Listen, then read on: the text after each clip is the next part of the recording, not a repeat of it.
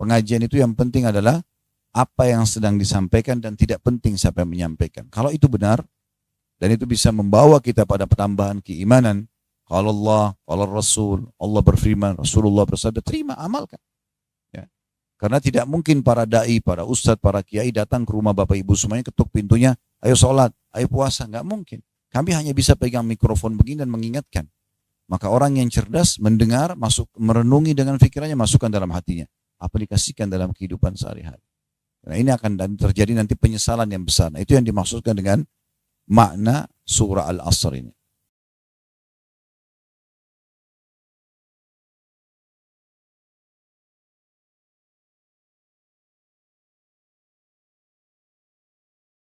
Betapa banyak manusia menghabiskan waktu mereka yang sangat berharga itu dengan kegiatan yang sama sekali tidak bernilai, jauh dari kata berharga. Padahal jika seseorang menggunakannya dengan optimal, niscaya waktu yang dilaluinya akan menjadi wadah yang penuh berisi mutiara amal saleh yang memberatkan timbangan dan menggembirakan pemiliknya di akhirat kelak. Paragraf ini memberikan jawaban kepada kita dan Bapak Ibu sudah bisa ambil sebuah kesimpulan sederhana. Oh, ternyata buku ini sedang membahas bagaimana memaksimalkan umur yang Allah berikan, waktu dan kesempatan ini semuanya berisi dengan hal-hal yang bermanfaat. Tidak ada yang sia-sia, apalagi dosa. Inilah yang sedang diinginkan oleh penerbit dan ini penting sekali untuk diketahui. Sehingga Bapak Ibu kalau beli buku jadi tahu, oh ternyata buku ini sebenarnya isinya seperti ini. Ya. Kemudian diangkatlah firman Allah Subhanahu wa taala surah Al-Asr oleh penerbit di situ. Sebagai orang beriman cukuplah dengan firman Allah Subhanahu wa taala yang telah bersumpah demi masa. Surah Al-Asr kita semua hafal dan ini nanti akan jadi fokusan bahasan kita. Saya bacakan Al-Asr ayat 1 sampai ayat 3. A'udzubillahi minasyaitonirrajim wal 'asr innal insana lafi khusr illa alladziina aamanu wa 'amilus shalihati wa tawashaw bil haqqi wa tawashaw bis sabr. Allah bersumpah di sini demi masa. Jadi bahasa Arabnya waktu itu asr, ya. Waktu. Tapi karena ada alif lam wal asr, berarti Allah ingin waktu tertentu, bukan semua waktu. Yang dimaksud adalah waktu kalian di dunia. Allah bersumpah, hati-hati, perhatikan baik-baik waktu dan umur yang aku berikan untuk kalian di dunia. Lalu ayat 2-nya Allah mengatakan innal insana lafi khusr. Inna ini dalam bahasa Arab dikenal dengan harfut ta'kid. Ya, untuk memastikan sesuatu kalau dalam bahasa Arab ada penekanan maka pakai inna, anna, ya, lakinna. Sini Allah mengatakan innal insana. Terjemahan bahasa Indonesianya sungguhnya. Dia pasti manusia itu banyak sekali mengalami kerugian-kerugian. Maksudnya selama di dunia. Kenapa? Karena mereka membuang-buang waktunya. Mereka tidak isi dengan hal-hal yang bermanfaat. Kalau seandainya Bapak Ibu sekalian di saat ini, di detik ini, kita mengunjungi sebuah kuburan, kemudian di situ ada satu kuburan terbuka, dan ada orang yang mati dari sekian banyak di kuburan itu dibangkitkan, kemudian diberikan opsi buat dia. Anda akan dihidupkan kembali, misalnya Allah mengatakan pada dia, Allah akan hidupkan dia kembali hanya setengah jam saja. Kemudian akan kembali masuk lagi di kuburan. Pertanyaan saya dan tolong Bapak Ibu jawab di hati masing-masing saja. Ya. Kira-kira apa yang akan dia lakukan? Apakah dia akan kembali untuk mengejar makanan favoritnya? Apakah dia akan meeting lagi miliaran rupiah? Apakah dia akan duduk, nonton dan menghabiskan waktunya pada hal-hal yang hanya mengisi waktu saja di dunia? Atau hal-hal yang tidak ada manfaatnya, sendaguro yang berlebihan misalnya? Saya yakin jawabannya kita tahu semua. Saya yakin kalau dia diberikan waktu hanya setengah jam, dia hanya melakukan salah satu dari dua perbuatan. Kalau dua-duanya bisa tentu dia akan kejar. Yang pertama dia akan kejar amal soleh yang paling bermanfaat yang dia bisa lakukan. Misalnya dia sholat 2 rakaat misalnya, atau 10 rakaat, atau 20 rakaat yang dia bisa kerjakan dari sholat mungkin yang Allah bolehkan buat dia misalnya sholat wudu, sholat taubat, atau dia mungkin memperbanyak zikir kepada Allah, atau dia berbanyak istighfar kepada Allah. Ya. Apa saja amal-amal yang dia kerjakan, yang dia bisa kerjakan gitu. Atau yang kedua, dia bertobat dari dosa-dosanya. Tidak akan ada opsi yang lain. Sama halnya kalau kita misalnya Bapak Ibu sekalian di ruangan ini, tentu kita berharap Allah berikan panjang umur, tapi kita harus sadari satu fakta, semua orang akan meninggal dunia. Saya dan Bapak Ibu sekalian sedang berjalan menuju ke liang lahat masing-masing. Dan kita harus sadari itu. Tidak harus masuk IGD dulu misalnya. Ya. Karena orang yang lalang di depan rumah sakit lebih banyak daripada orang yang masuk di rumah sakit. Berarti yang meninggal dalam kondisi sehat lebih banyak daripada orang yang meninggal dalam kondisi sakit. Saya bukan menakut-nakuti, tapi memberikan penyadaran. Karena ini tujuan utama bahasan buku kita. Bagaimana nanti kita menyadari, kalau Allah masih memberikan umur, maka jangan disia-siakan. Penting sekali untuk digarisbawahi. Kalau seseorang di antara kita sekarang di ruangan ini, tiba-tiba dia melihat malaikat maut. Dan itu pasti terjadi satu waktu. Misal saya sebagai contoh, di ujung ruangan saya lihat malaikat maut, Bapak Ibu tidak lihat. Kemudian di saat itu, pada saat roh saya akan dicabut, saya masih diberikan kesempatan 5 menit saja. Setelah 5 menit saya akan cabut roh kamu Khalid. Kira-kira apa yang akan saya lakukan? Saya pasti akan coba mencari, menguras pikiran saya, amal soleh apa yang paling baik sekarang ini. 5 menit. Atau saya segera bertobat, mohon ampun kepada Allah, agar semua dosa saya dimaafkan misalnya. Ini pasti akan dilakukan oleh semua orang, kalau sudah lihat malaikat maut. Tapi Bapak Ibu sekalian yang perlu kita garis bawahi, kita tidak harus tunggu malaikat maut itu seperti tadi keadaannya. Karena mati itu misterius, bisa datang setiap saat. Betapa ruginya orang yang banyak membuang-buang waktunya pada hal-hal yang tidak ada manfaatnya. Di saat kita lagi ada waktu kosong, jangan Bapak Ibu sekalian sibuk membuka handphonenya, cari kontak teman-temannya. Kira-kira siapa yang punya masalah lalu mengatakan curhat aja sama saya. Saya banyak waktu kok. Untuk apa mendengar permasalahan orang lain? Kita sendiri butuh amal soleh. Justru waktu luang itu kita gunakan untuk menambah amal soleh kita. Kita kalau meninggal Bapak Ibu sekalian butuh dengan 1 subhanallah. Kita butuh dengan 1 alhamdulillah. Kita butuh 1 la ilaha illallah. Kita butuh 1 dengan Allahu Akbar. Kita butuh 1 dengan astagfirullah. Kalau itu aja dikasih kesempatan untuk hidup lagi, kita akan lakukan. Kenapa disia-siakan?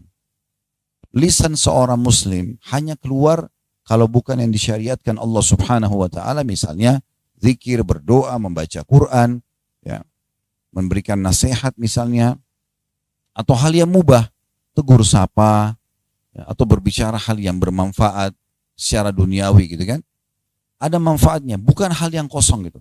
Apalagi masuk pada perbuatan dosa seperti gosipin orang, fitnah orang lain yang hanya membuat akan ada konsekuensi hukum yang datang kepada dia.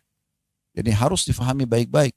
Makanya Allah mengatakan banyak sekali manusia di muka bumi ini, selama di dunia mereka dikasih umur, mereka sia-siakan, rugi. Mereka akan menyesal nanti. Di hari kiamat nanti Bapak Ibu sekalian, ada 3 golongan yang akan menyesal nanti. Yang pertama itu adalah para pelaku dosa, para orang kafir, meninggal dalam keadaan kufur. Sebagai orang kafir, orang munafik, orang musyrik yang menyekutukan Allah, ini mereka menyesalnya luar biasa karena nggak bisa selamat lagi. Kalau dalam teori agama kita, konsep wahyu penyampaiannya adalah mereka akan kekal dalam api neraka. Sebagaimana keadaan Abu Lahab, Abu Jahal, Fir'aun, Namrud, dan orang-orang yang tidak asing, kalau yang mempelajari agama Islam akan mendengar nama-nama itu. Ada orang yang kedua, yaitu orang yang banyak buat dosa tapi tidak taubat. Dari bangun tidur sampai tidur lagi dosa terus. Dari dosa ke dosa yang lain. Contoh misalnya dari gosip ke gosip yang lain. Semua kondisi orang lain dicari tahu dan dia sangat bangga kalau mendapatkan informasi tentang kekurangan seseorang. Padahal itu tidak boleh dalam Islam. Ya. Makanya kata Nabi SAW, min husni islamil mar tarku ma la ya'ni. Termasuk ya, kesempurnaan Islam seseorang, dia meninggalkan apa yang tidak bermanfaat buat dia. Kita selalu mau tanya, kalau mau ucapin sesuatu, mau lihat sesuatu, mau dengar sesuatu, mau jamah sesuatu, mau langkah kaki ke tempat, maka harus kita pikirkan, ini bermanfaat atau tidak buat saya. Ini nanti akan bermasalah enggak? Dihisab Allah Subhanahu wa taala pada hari kiamat. Kalau kita tidak pikirkan itu Bapak Ibu sekalian, kita main ucapin apa saja, kita main lihat apa saja, kita main dengar apa saja, jamah apa saja, melangkah kaki ke tempat apa saja, mau haram, mau halal, tidak penting buat kita. maka pastikan kalau itu baik, maka akan dapat balasannya. Tapi kalau itu buruk, ada konsekuensi hukuman. Ya. Jadi tidak boleh kita lalai dalam masalah ini. Setiap orang akan bertanggung jawab dengan dirinya sendiri. Lalu Allah mengatakan, setelah Allah mengatakan, demi masa waktu kalian di dunia, banyak manusia dalam kondisi rugi.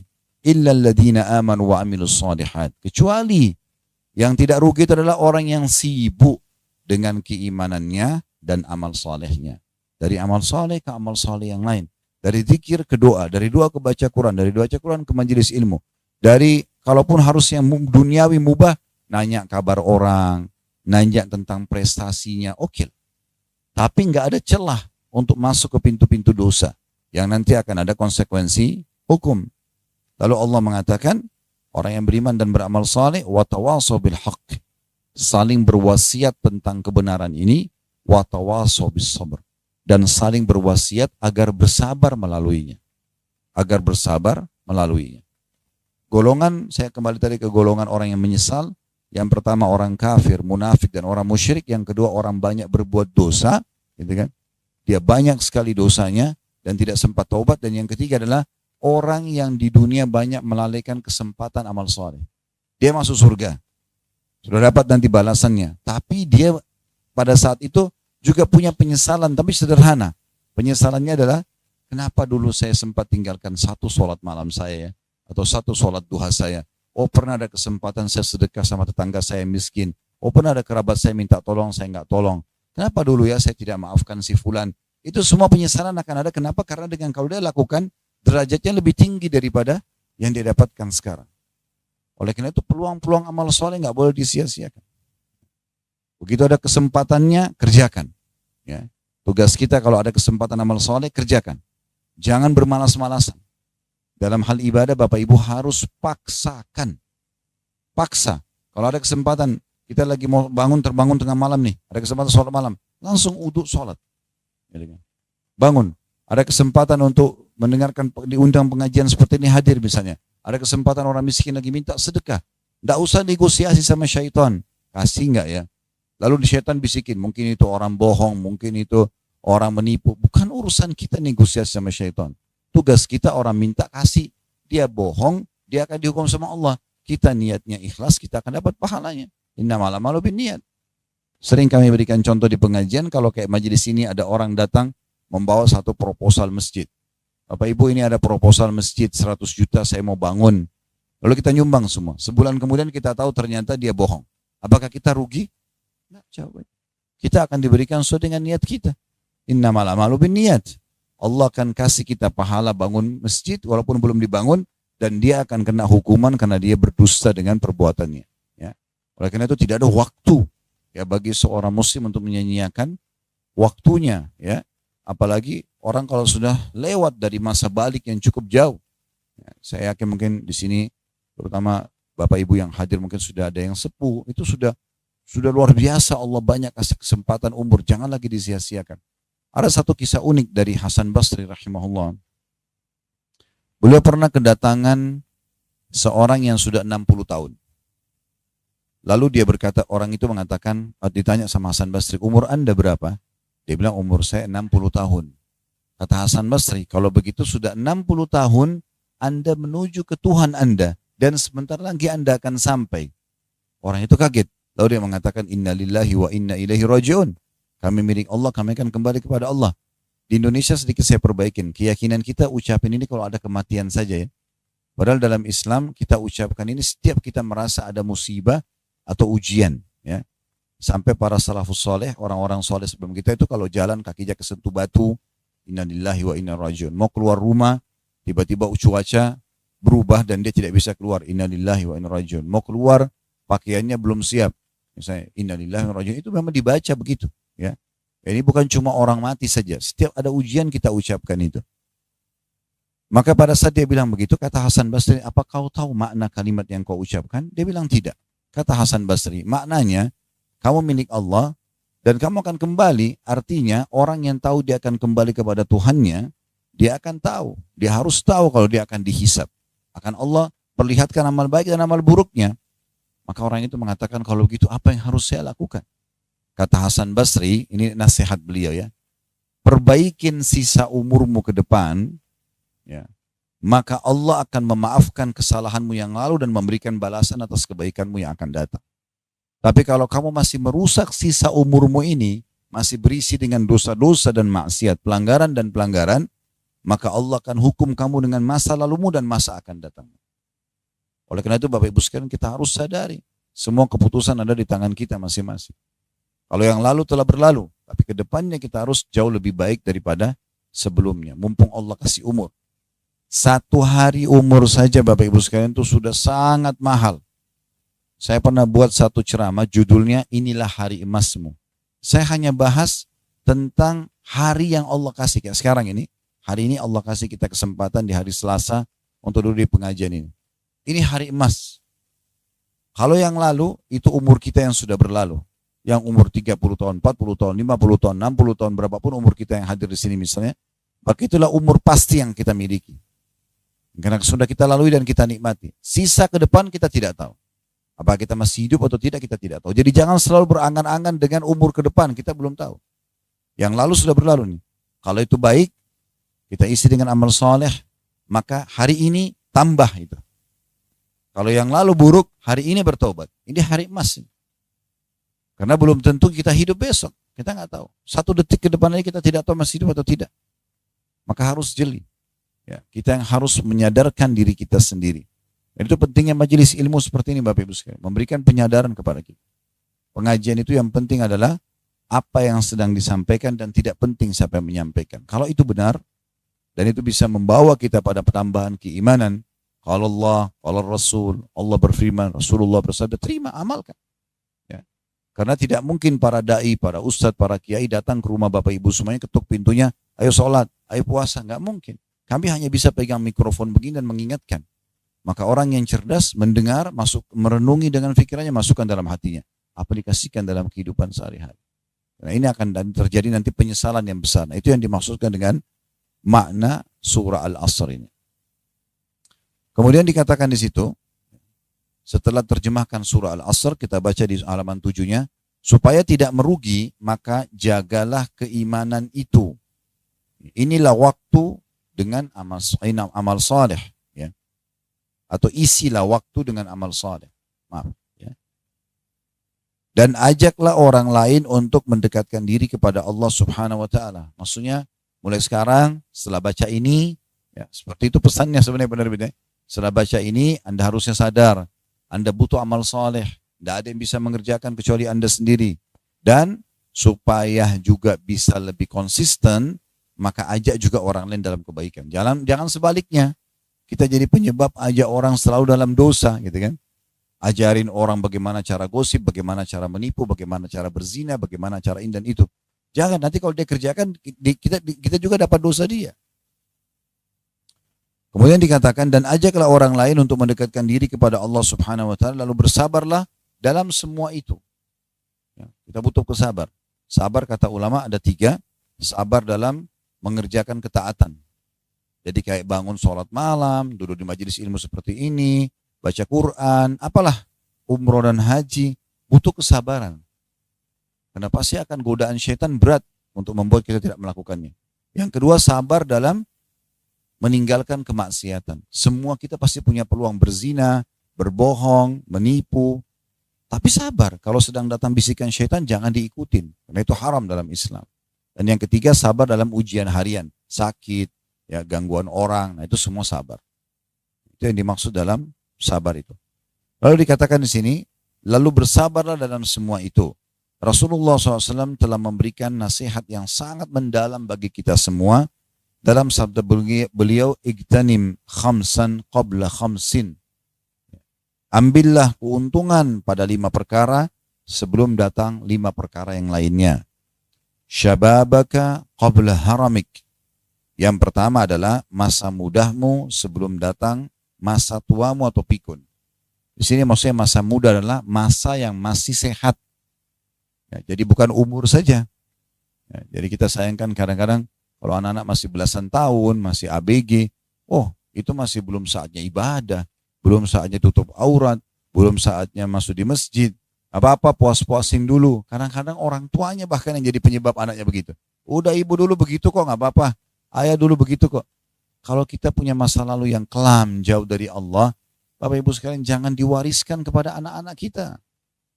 Wariskan sesuatu yang baik. Kalau kita sekarang umur 30 tahun, 40 tahun, 50 tahun, baru kenal Al-Quran, maka anak kita harus di bawah 10 tahun sudah hafal Quran kalau perlu. Tutupi kesalahan kita di situ, jangan malah wariskan.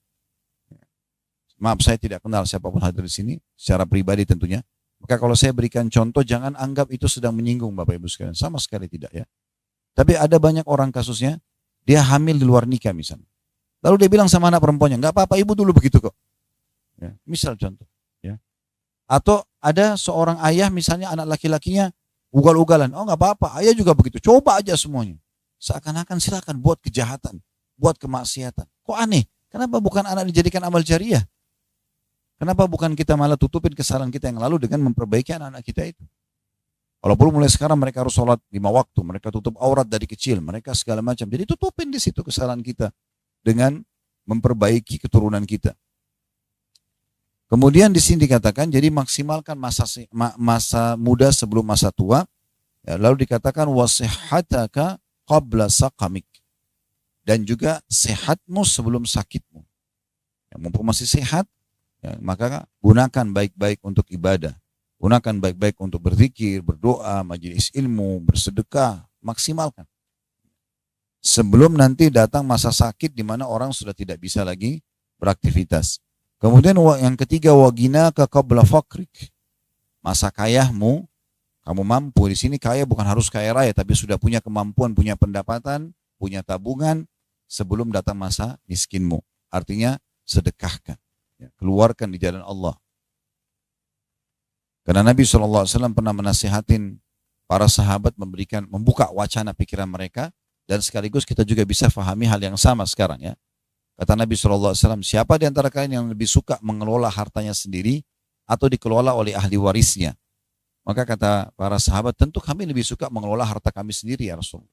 Kata Nabi SAW, sesungguhnya harta yang kamu sedekahkan di masa hidupmu, itulah yang kamu kelola sendiri. Karena akan kau terima nanti di timbangan amal hari kiamat.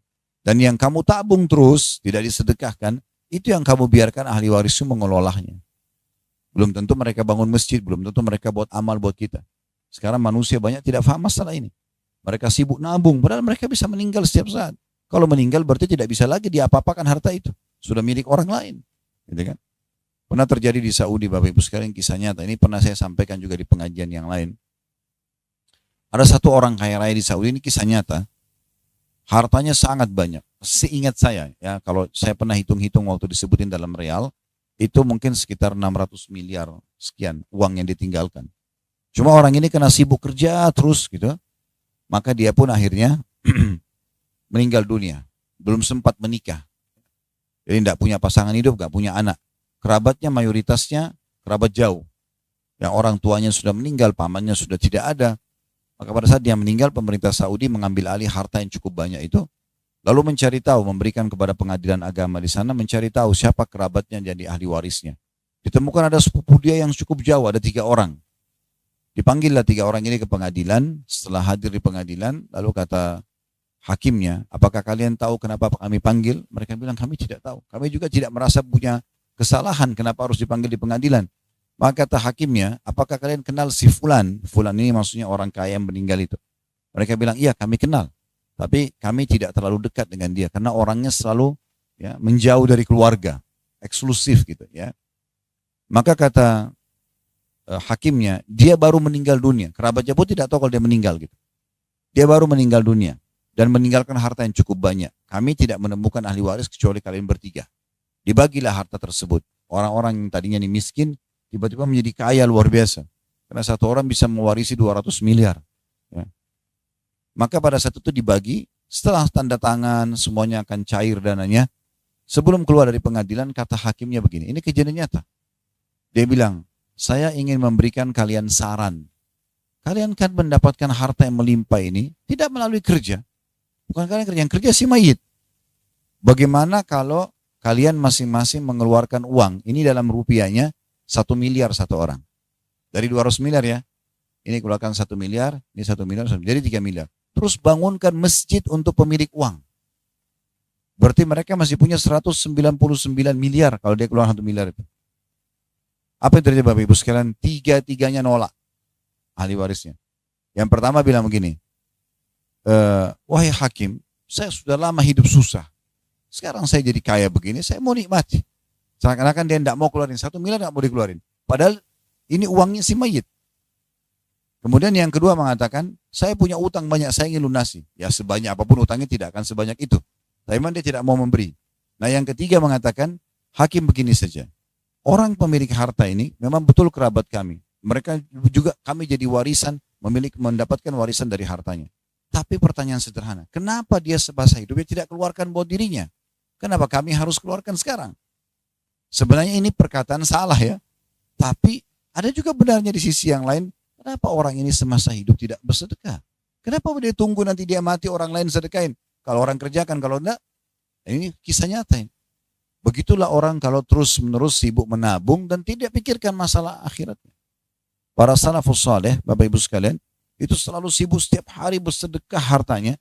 Karena dia tahu dengan penuh keyakinan, ini dalam teori agama kita ya, dalam hukum agama kita, uang yang Bapak Ibu keluarkan, harta yang disedekahkan, itu akan dibawa nilainya ketimbangan amal nanti. Bahkan dilipat gandakan minimal 10 kali lipat. Misal kita sedekah 1 juta rupiah ke satu orang miskin, kita lunasi utangnya, penuhi kebutuhannya, biayai anaknya sekolah, pembangunan masjid atau apa sajalah, anak yatim, perbaikan jalan misal, maka 1 juta itu akan mungkin kelihatannya habis tuh. Misalnya dipakai makan oleh orang miskin itu, atau dibayar utang dan segala macam. Tapi nilai 1 juta tidak hilang buat kita.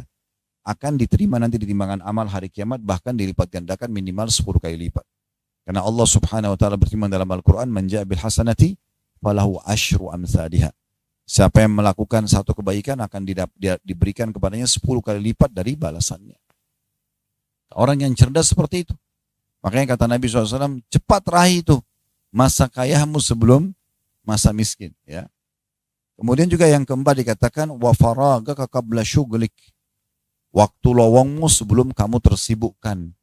Jadi ada waktu lowong di rumah banyak, itu justru pakai maksimal. Berzikir aja paling tidak. Ucapkan zikir, istighfar. Baca subhanallah, alhamdulillah, wa la ilaha illallah, Allah akbar. Baca la hawla wa la quwata illa billah. Baca ayat Al-Quran. Berapa lembar yang bisa kita dapatkan. Gitu kan? Atau kita mungkin keluar rumah, silaturahim keluarga. Bantu orang susah. Ya. Majelis ilmu yang kita hadiri, semua yang bermanfaat. Dari manfaat yang lain.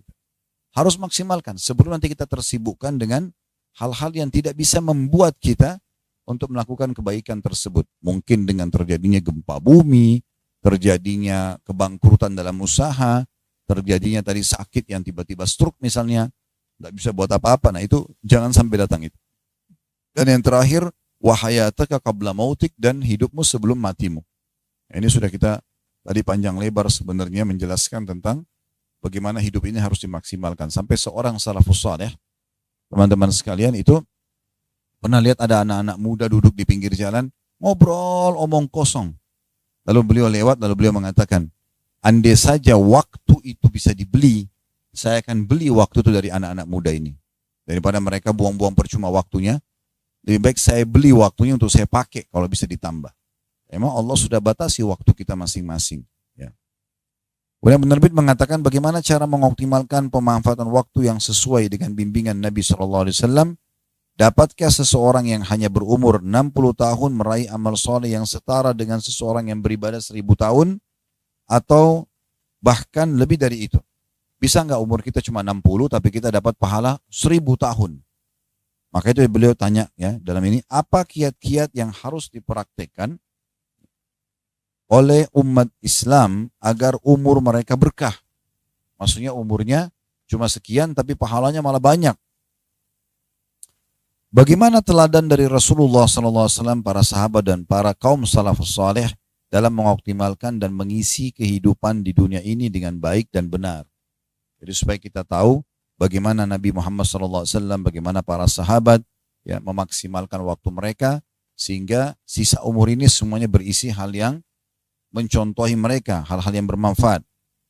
Lalu kata penerbit, jika pertanyaan-pertanyaan seputar itu terus-menerus ada dalam benak Anda, maka untuk mendapatkan jawabannya, silakan menelaah buku ini. Semoga penyesalan kita di akhirat nanti tidak akan terlalu besar. sedang orang beriman pun, sebab orang beriman pun akan menyesal mengapa semasa di dunia tidak beramal lebih banyak lagi. Jadi kita sudah rajin aja beramal, itu masih ada penyesalan nanti hari kiamat. Kenapa dulu ya ada orang yang saya tolak? Kenapa dulu ya ada sholat malam yang saya kerjakan tadi ya? Kenapa dulu ya waktu orang tua saya masih hidup saya tidak maksimalin berkhidmat dengan beliau misalnya ya? Terlebih lagi orang kafir yang tidak mengerti amal soleh sedikit pun. Namun sayang, seberapapun besarnya penyesalan mereka dan sekalipun air mata darah keluar tumpah dari mata mereka karena penyesalan itu, tetap saja mereka tidak akan dikembalikan lagi ke dunia. Ya, di sini dikatakan dalam bahasa Inggris, tapi the game is over, maksudnya permainan sudah berakhir, takdir sudah terukir, dan masa penangguhan telah berlalu. Tinggal tanda kutip merasakan siksaan di neraka, na'udzubillah, kata beliau. Akhir kalam, semoga buku ini menjadi salah satu sebab bagi meningkatnya kualitas usia kaum muslimin, mempertinggikan keberkahan, keberkahannya, dan mengoptimalkan amal soleh kita semua. Amin. Kemudian beliau tutup dengan salawat.